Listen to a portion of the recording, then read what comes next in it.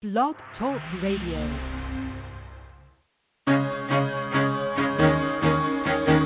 Carol the Coach. Sex, love, and relationships. We talk about it here. Carol the Coach. Compassion with contemporary relevance. I am a psychotherapist. I can be your personal life coach, and I can help you with your issues. There are no problems too small or too big. You can talk about anything.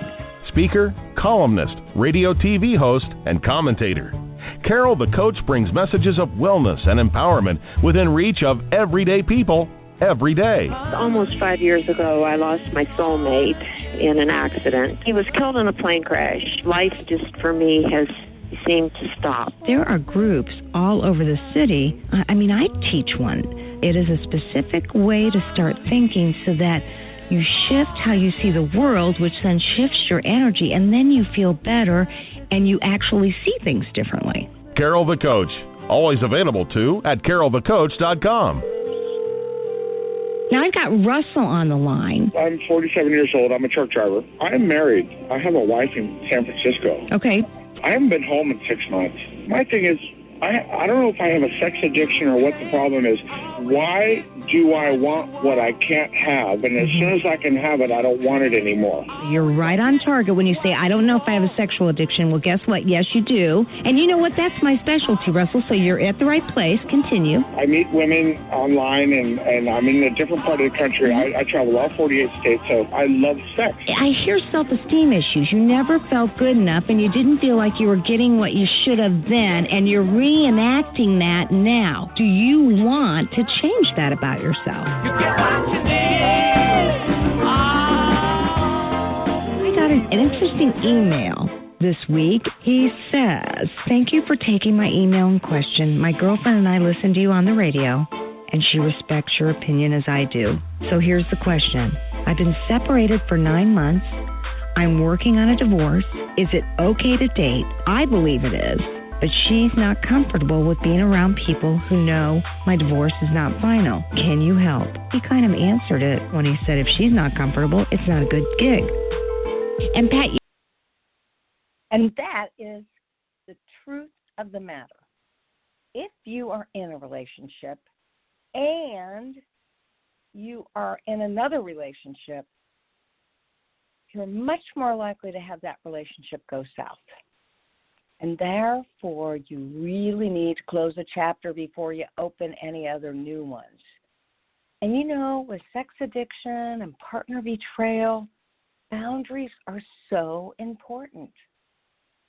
Hi, I'm Carol the Coach, and what I know to be true is the clearer your boundaries, the healthier your relationships.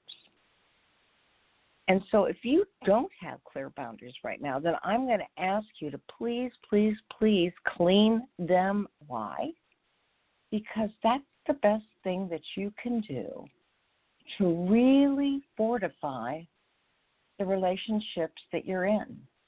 I know it's hard to believe, and yet what I really believe is that there is no doubt that you get confused when you're swinging around many different relationships, and you really can't give 100% to anybody. And that doesn't work. That doesn't work at all. So now, one of the things that we're going to be talking about tonight is how can you manage your anxiety, manage the chaos, manage the fears, and do that by virtue of your own powers. You know what I mean. How do you do that? Well, the truth of the matter is that we all are empowered to do many, many, many things. But we have to get focused. We have to be mindful. And we have to practice techniques that allow you to do that. And that in itself can be difficult because most people want to, just fly through life. They don't want to slow down and take things one step at a time. But the more mindful you are about a situation, the more likely you are to not only honor it the way you're supposed to, but also to be able to receive in the way that you'd like to. That's so important. Now, I got an email from a woman who said that her husband wasn't a typical sex addict, and that in actuality, he had been having an affair, and then they broke it off, and he came back to her, and then he re-engaged in that relationship.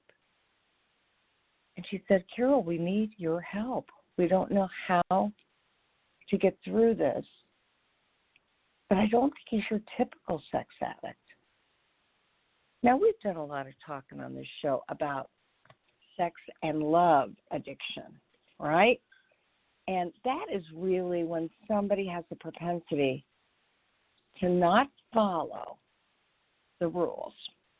And the propensity is to get caught up in the emotions because on some level it takes away earlier childhood wounds.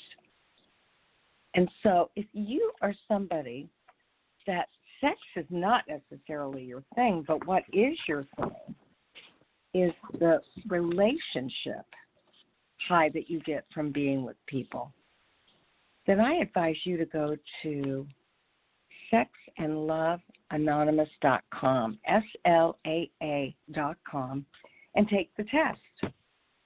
It's a little bit more extensive than the test for sex addiction, but it certainly will get you pointed to the right direction, because when you can't maintain a healthy boundary and you can't stay out of a relationship but yet you're committed to somebody else, you need the support of the 12-step process and of the fellowship.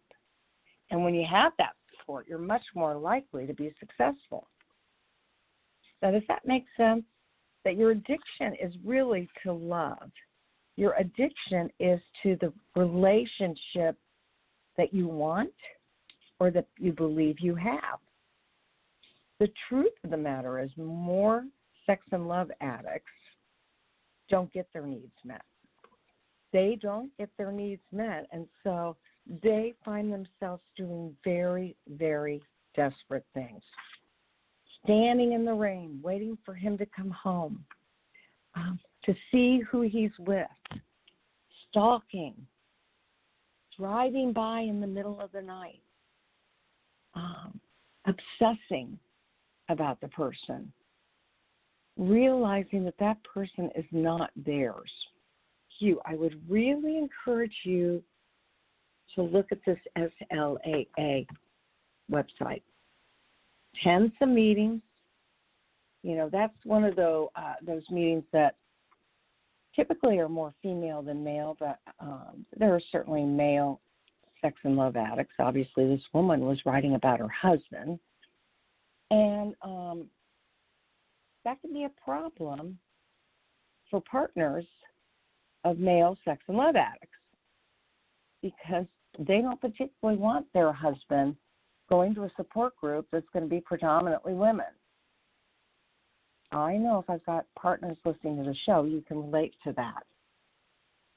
Truth of the matter is, it would be fabulous if people were secure enough not to have to worry about that.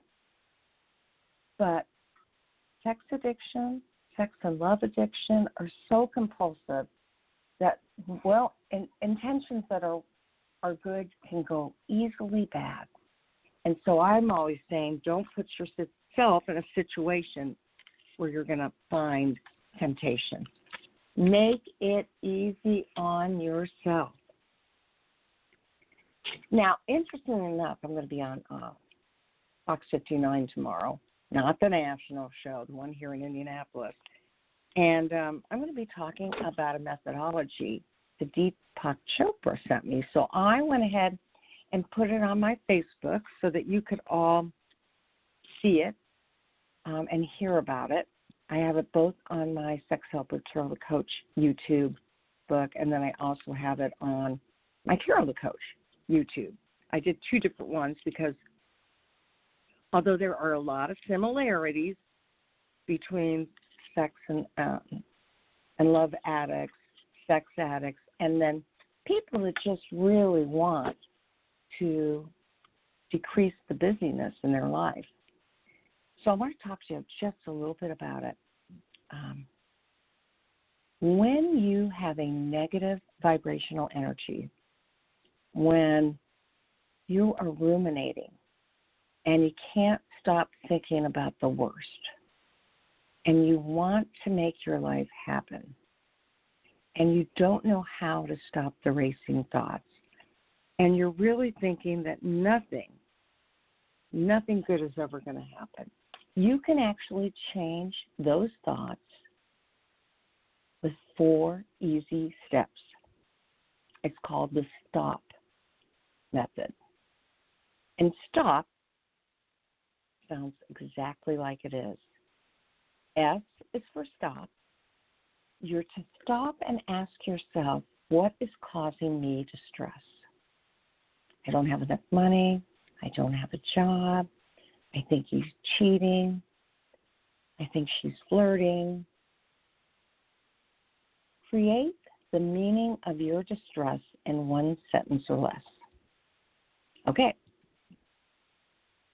The T in STOP is to take 3 deep breaths. You take 3 deep breaths, inhaling through your nose, breathing out through your mouth, and on that 3rd breath, you create the largest, most demonstrative smile that you can. Even if you don't feel like smiling, create that smile. And then you allow that smile to flutter from your mouth all the way down to your toes. In other words, you feel that smile throughout your entire body. And after you do that, you will experience You'll be observing, how do you feel when you put a big smile on your face and then you felt that smile inwardly all the way throughout your body. And then notice not only how the body feels, but what parts of the body feel real relief, contentment, peace, or happiness. Okay, here's the last step. P. Proceed with kindness, care, and compassion. Do something powerful for somebody else. Now, if you're distressing about a specific person, maybe you want to do something kind for them. If you're not there yet, or you really don't want to, maybe it's important for you not to have any contact with that person. Then pay it forward and proceed and do something nice for someone else. Again, with kindness, care, and compassion. And when you do that, you have moved and shifted that energy in such a short amount of time. You know, the mind can't have 2 thoughts at one time. The brain can't feel 2 feelings at the same time.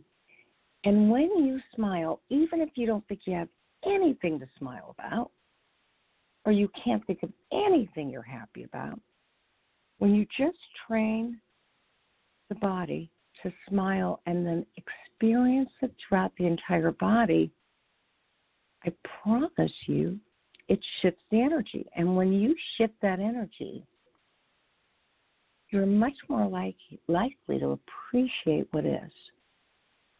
And when you appreciate, things around you appreciate. That's why in relationships, I am forever telling people, I don't care how bad he is. I don't care how rageful she is. I don't care if they don't understand you. Can you find something every day to focus on that's positive? Because when you do, that grows. And the truth of the matter is that it's really important to protect yourself and not be in an unhealthy relationship. And at the same time, balance your life with kind, caring, compassionate thoughts. And so that is the stop method, something that you can do in 3 minutes or less to shift that energy and to reduce the anxiety that's around it. And that's what we're going to be talking about tonight. I'm going to be interviewing Rich Badami, who will be talking about how mindfulness, meditation, and breath work can calm anxiety and stress. I mean, she's made it her mission to help people with this, so much so that she has an event called Freedom from Trauma, Powerful and Profound Practices to Heal Trauma and Consciously Create the Body, Mind, and Spirit that you truly desire. So I can't wait to be able to check in with her and find out, how she personally practices some of these methods and what she does to help her clients work through their own chaos and stress to feel more calmness and serenity and peace. So, Risha, welcome to Sex Help with Carol the Coach. How are you tonight? I am well. Thank you so much for having me. Absolutely. You've got a lot of powerful things coming up, and I'm a big believer in what you do. So tell our listening audience a little bit about who you are, how you practice, and about some of the exciting projects that you've got going on. Sure, I would love to. My name, as you know, is Richa Badami, and I entered into this work that I now practice and teach my clients and students almost 25 years ago. And it was at a time where I needed something to feel better because I wasn't feeling good. I had a childhood that was packed with a lot of trauma.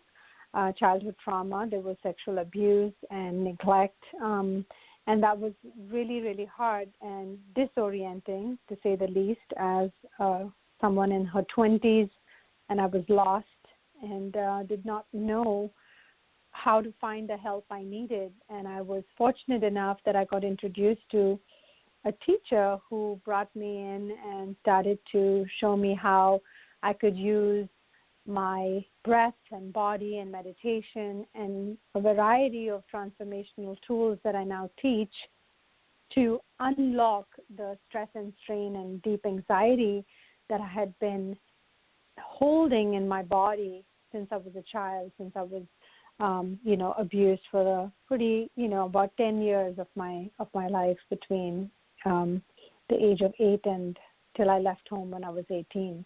And so it was only through that work, because at the time I did not have the support like we have now, easily and readily available in terms of therapy and being able to even talk about this openly to a certain degree at least. And this really helped me unlock, and I learned a lot about how the body keeps the score, which is a famous work by Bessel van der Kolk, who's talked about this in his book. And I did not know all these things, but actually experienced them firsthand and saw the results, because I almost immediately felt a shift in the pain, in the grief, and the sadness, in the in the really deep shame, actually, really deep shame that I was carrying as a victim of childhood sexual abuse. And I saw an immediate shift in that when I used these practices. And the practices involved movement and breath work and guided meditation. That was really what saved me, because I had, I was in a very dark place and considered even ending my life at one point, because I didn't see a future for myself having had that kind of childhood. And fortunately for this experience with my teacher, who stayed in my life for almost 16 years as my mentor, I was able to come out of that and go deeper, learn more, and increase my knowledge around how the brain and the brain chemistry gets impacted by trauma that comes from childhood, as well as how to unlock the power within and use the breath, meditation, mindfulness techniques to actually find a very graceful, peaceful way forward. And even though the outcome has been a real serene place for me, the process at the time felt really hard, because I had to come up against my own inner shadows and my shame, and facing those were really hard. And having faced those and come on the other side of it in a place where today I can guide others and help others, to me seems like it was worth it. As much as I would not wish this on anybody, I'm glad I was able to take those challenges and turn them into guidance, to shine a light on the path for others to be free of the toxic shame and pain that they carry for things that happened to them a long, long time ago. And so this work has really been life-changing, primarily first for me. And just like the saying goes, wear your oxygen mask before you help others. It really was a life lesson for me that then turned into teachings that I brought to my clients and students through my workshops and talks and book and trainings and retreats.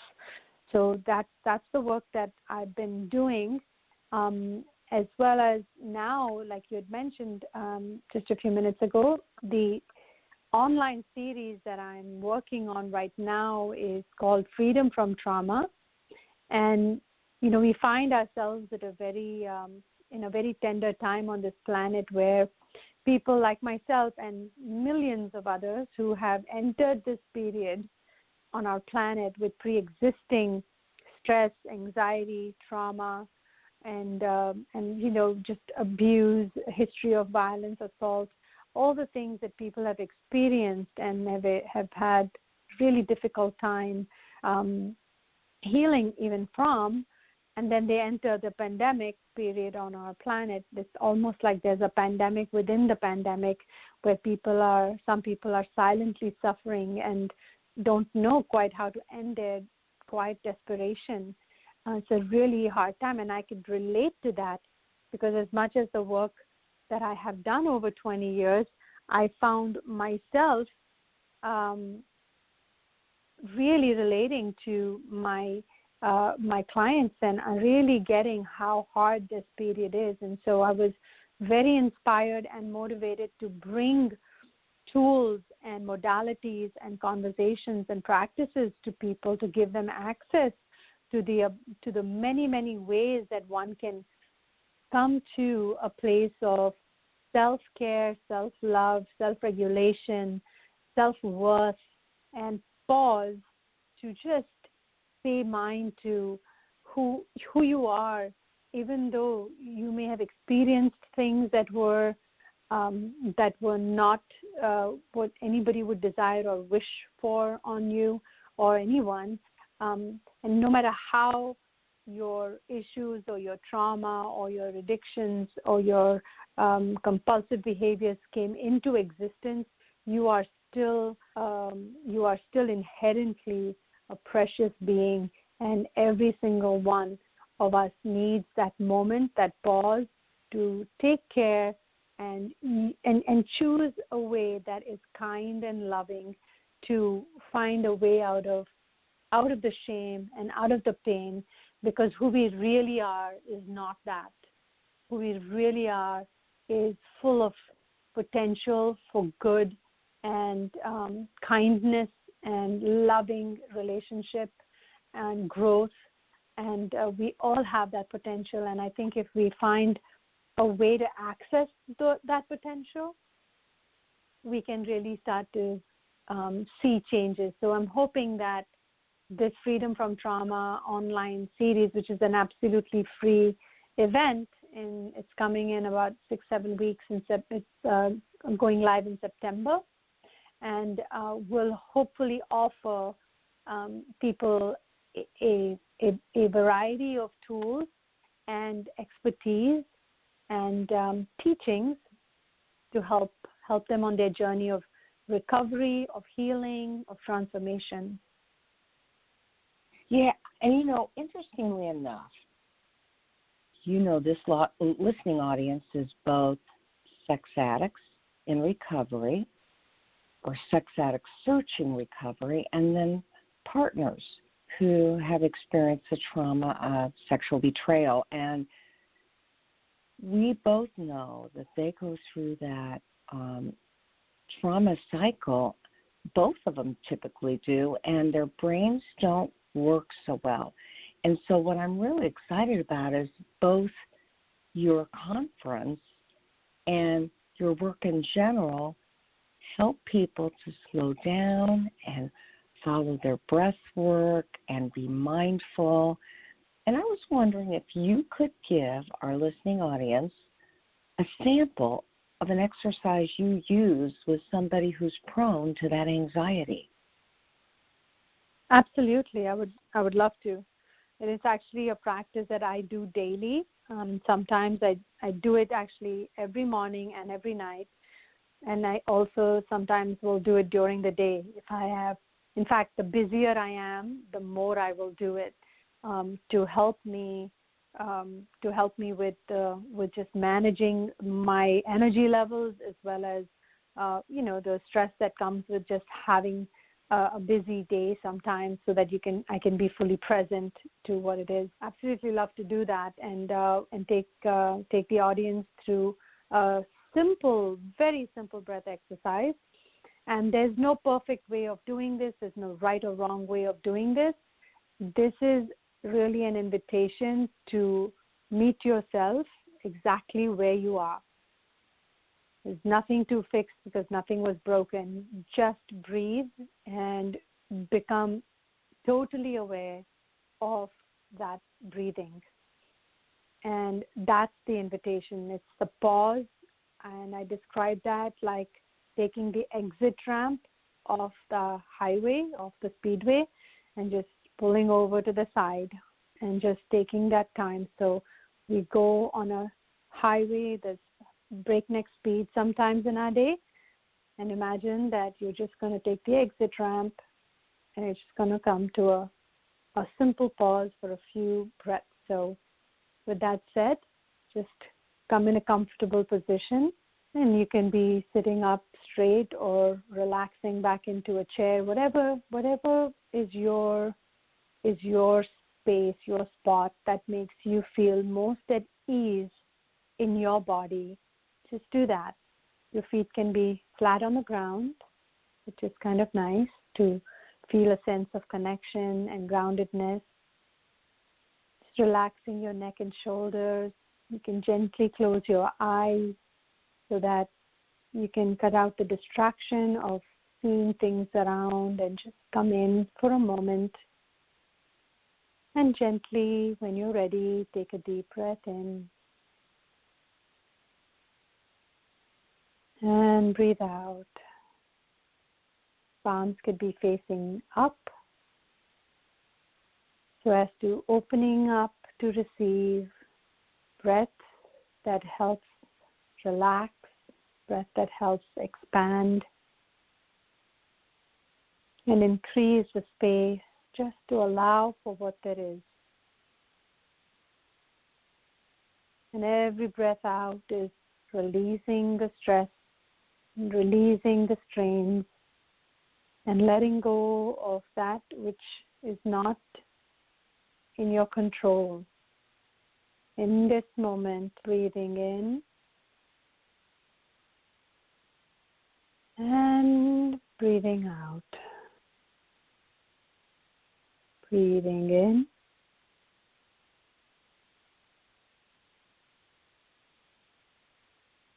and breathing out.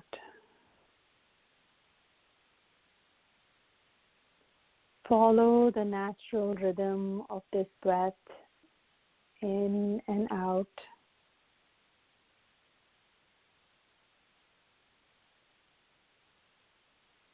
Notice the journey of one breath as it enters through your nostrils and then exhaling back out through your nostrils again.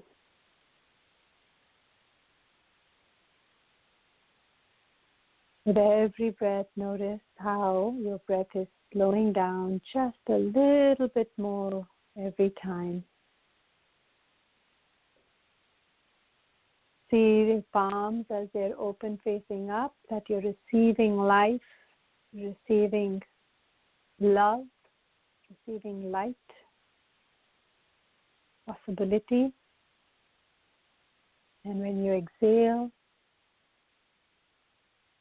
see the breath to the soles of your feet, growing roots into the earth and grounding you, giving you connection, centering and bringing you back into your body again through the palms of your hands. Just becoming totally aware of the journey of this breath in and out. Slowing down your mind and your breath, coming to a place of peace.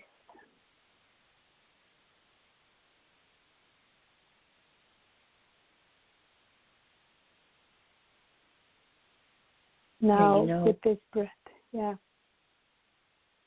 ahead. Value that enough, and that little bit of slowing the body down and really paying attention to the essential breath work is fulfilling and restoring and replenishing.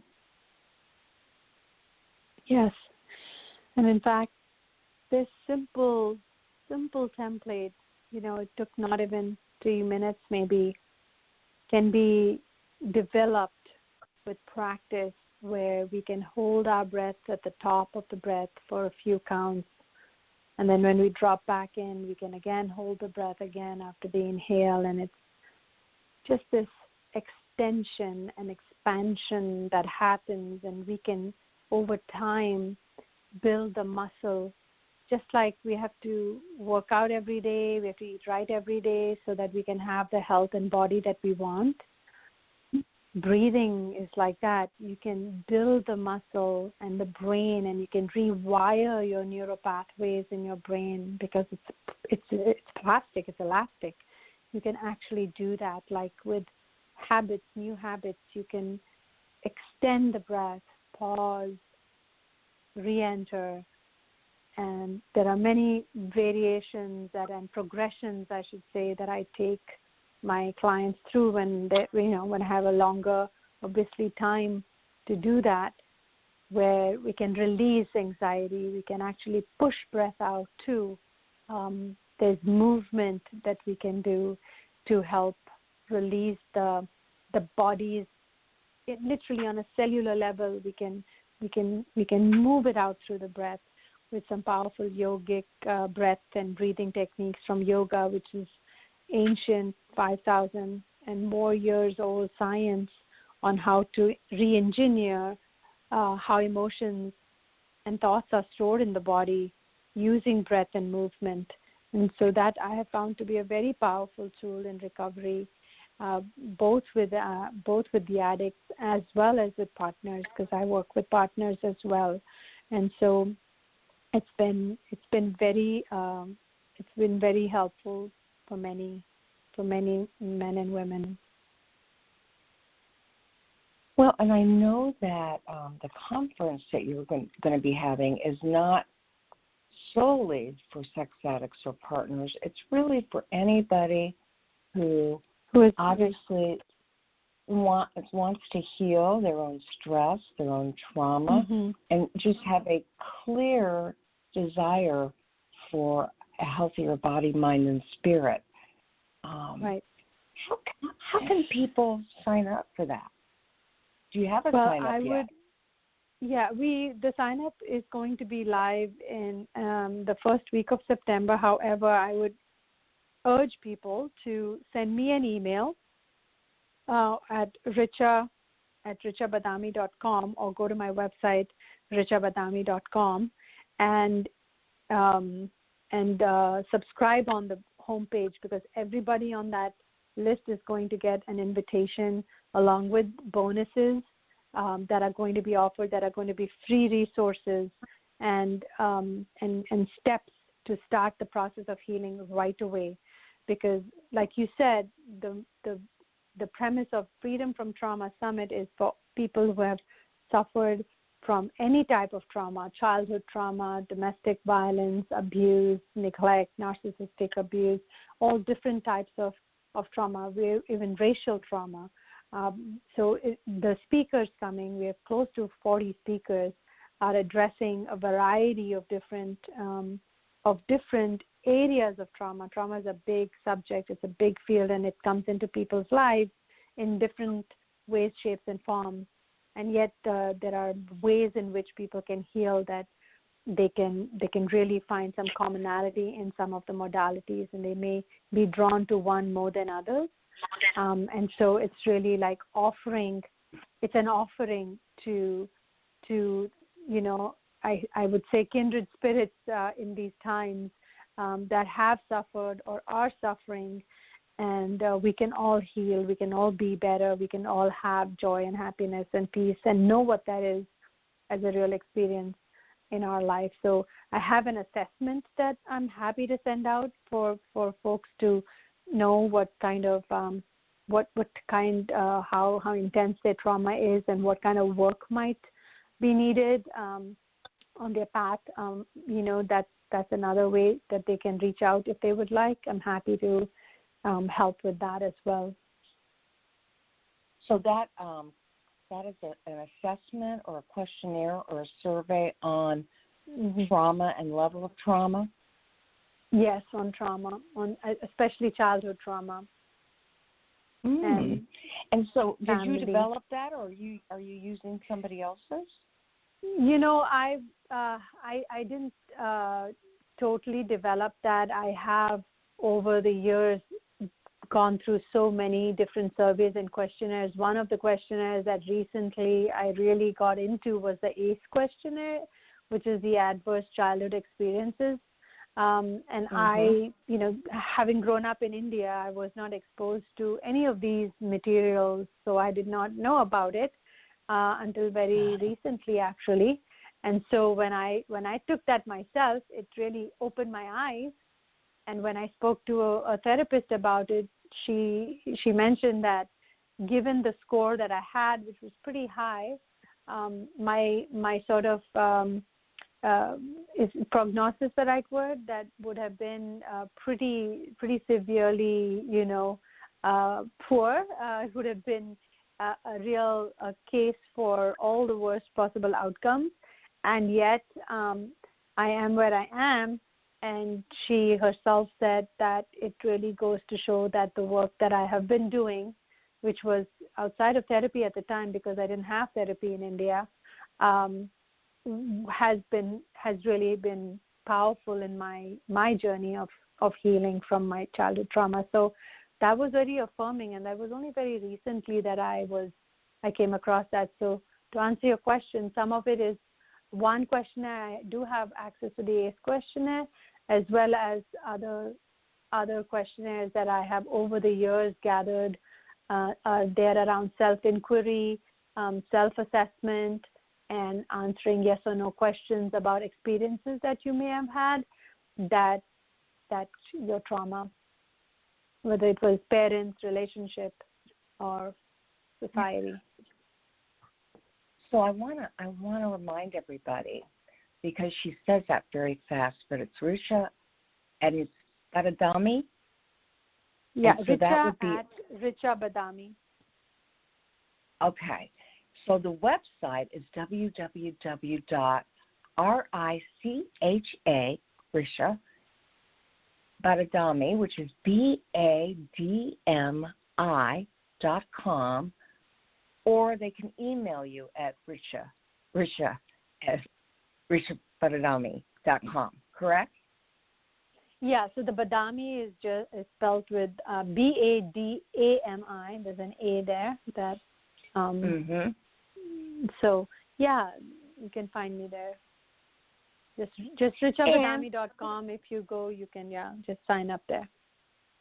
Perfect. And certainly, if you want that form that she was speaking of, you can email her and let her know where you can be reached. And I know that that's a great way to capture people's email, because obviously if somebody's wanting that kind of information, they're probably going to want to follow you. And you can be found on Facebook and LinkedIn and Twitter.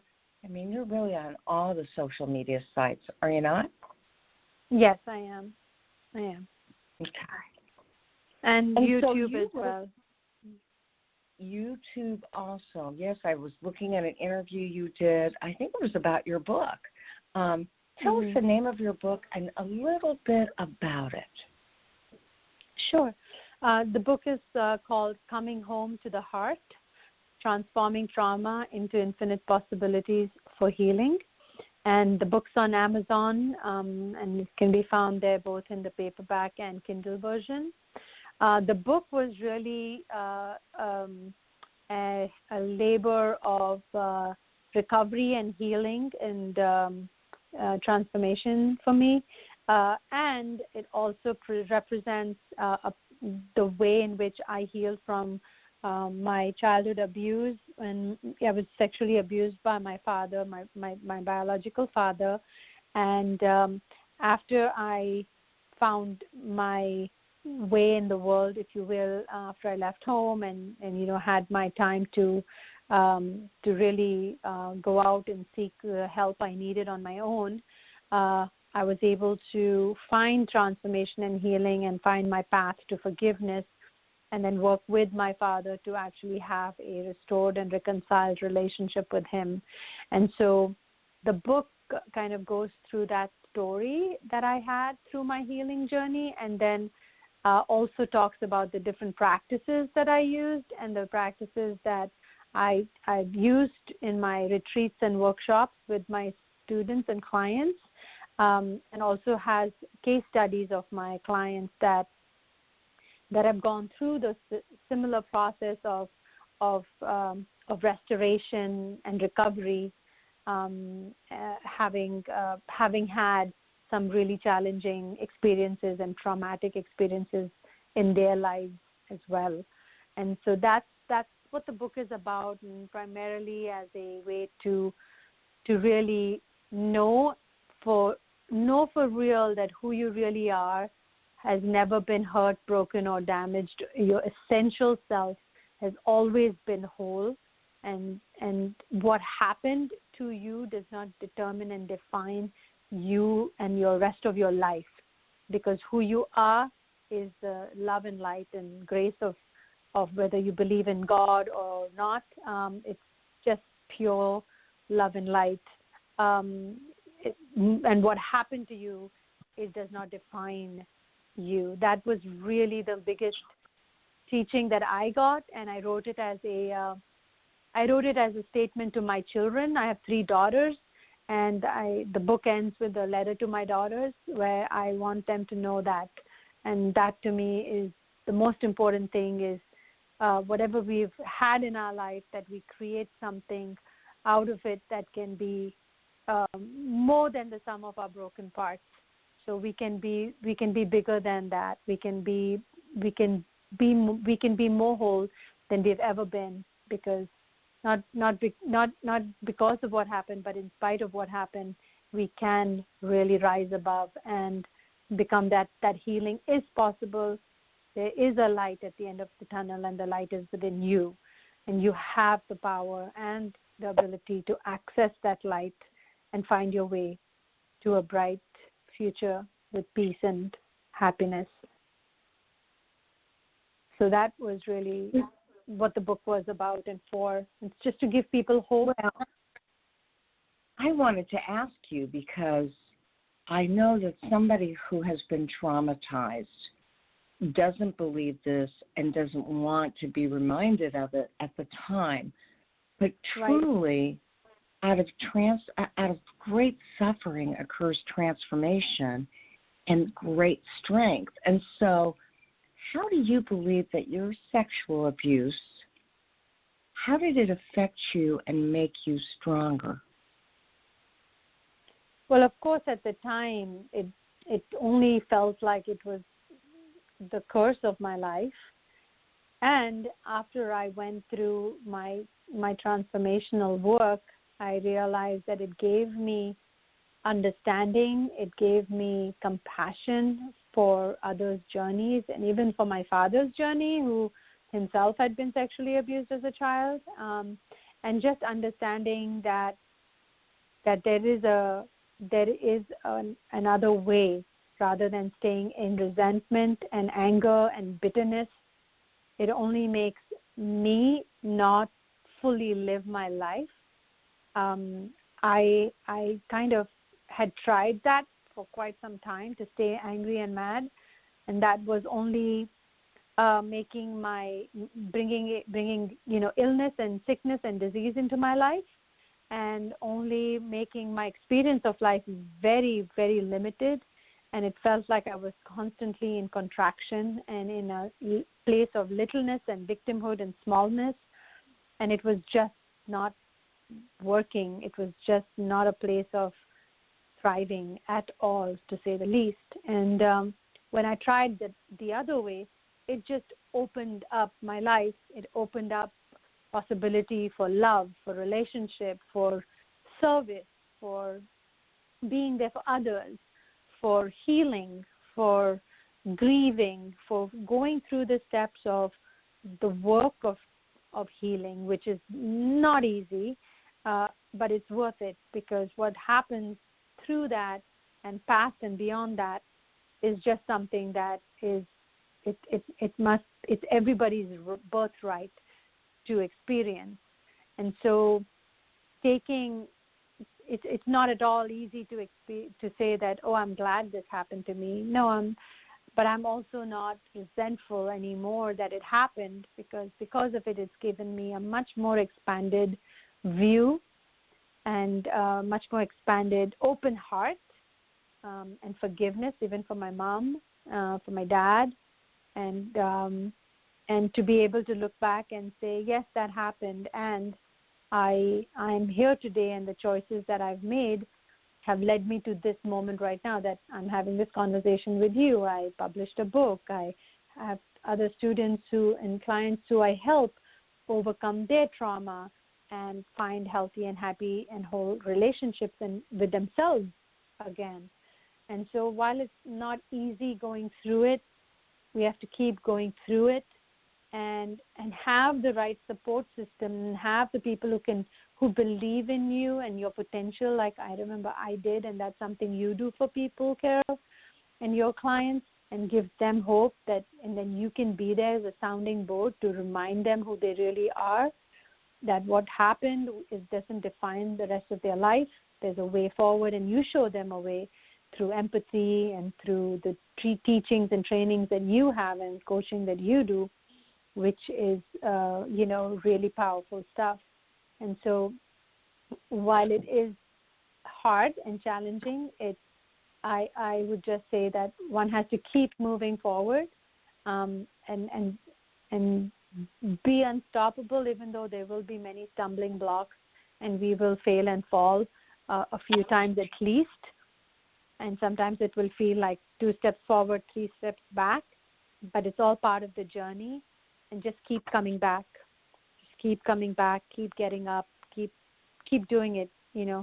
Stay connected to people who believe in you, who love you, that remind you that there's hope, remind you who you really are, and remind you that you're a precious, valuable being on this planet. And even though what you did may have not been something you're proud of, there is redemption, there is forgiveness, there is reconciliation. That's always a possibility for that. Well, I really do believe in that too. And I mean, it is that redemption that then grows you stronger and empowers you to help others. Mm-hmm. And listening to an incredible speech on the fact that anybody who judges typically judges themselves as hard, if not harder, and that we have to be kind and gentle with ourselves. So as we begin to wrap up, I am wondering, obviously you just encouraged everybody to really stay open to the strength that can come from suffering, and you shared that yourself and also your empathy for your mother and your father and having gone through all that. You are a coach, and you're actually an APSATS coach. You're working on that certification, and you really have given back. So share what you're doing with partners of sexual betrayal. Sure. So I've been doing life coaching, for a long time, over 10, 12 years. Actually started back in India before I moved to the States. And then I formalized it here. So I've been doing life coaching as a meditation teacher and spiritual teacher. And then partner betrayal came into my own experience several years ago. And I started to go out and study it, learn it, understand what it is. Of course, I went through my own journey of healing and transformation and worked through a lot of it with my husband, but also a lot of it not with my husband, because he had to be on his own path of recovery and healing. And so we've both gone through our healing. And in that time period, I went all out and I took the APSATS training to learn how to help partners, because I knew what I had gone through. And so I find myself now in this place where I had all this background and training with my meditation and transformation work. And now with the added APSATS training, it just became this wonderful sort of mix of modalities with the knowledge of the partner-sensitive, trauma-informed model, and the whole being able to see the whole system of addiction, as well as the partner's experience, the family, how children are involved when that's in the picture, and so I work with my partners really to, just like you do, Carol, in terms of finding safety, finding self-care, and then truly starting to see what needs to be coached and healed, and really being there as a safe space for partners to listen, to have to validate their experience, and to really just give them some tools to find their inner strength, inner power, their voice again, to know that their experience is not made up. Whatever they're experiencing has been real for them. Really, just being there as a friend and compassionate listener to help and guide them, and that has been a very humbling piece of my work and journey, because I just feel honored to serve in this way, and I felt like I was brought to this place in my life so that I could serve in this way, and I feel honored to be able to do that, and I hope to continue to serve and hope to help many partners and couples, as the opportunity arises. And if anyone listening would like to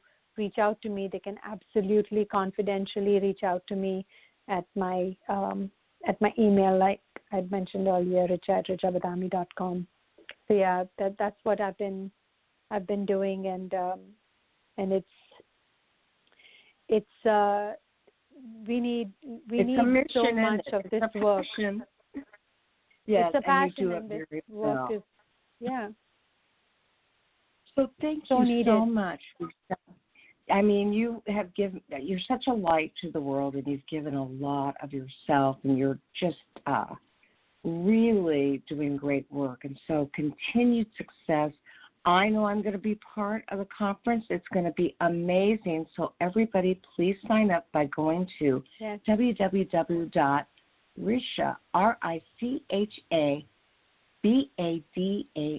RICHABADAMI.com. Thanks again. Yes, thank you so much, Carol. Looking forward to having you on the show. Absolutely.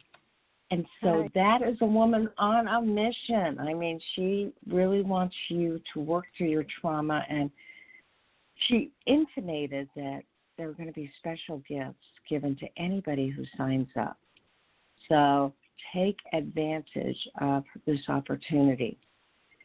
And as I say at the end of every show, there will only be one of you at all times. I want you to fearlessly have the courage to be yourself and practice that stop model, would you? It really, really works. You have the power to change any feeling. It may not be as momentary as what the stop model could help you believe, but you can do that with constant practice and belief in you. Make it a good week.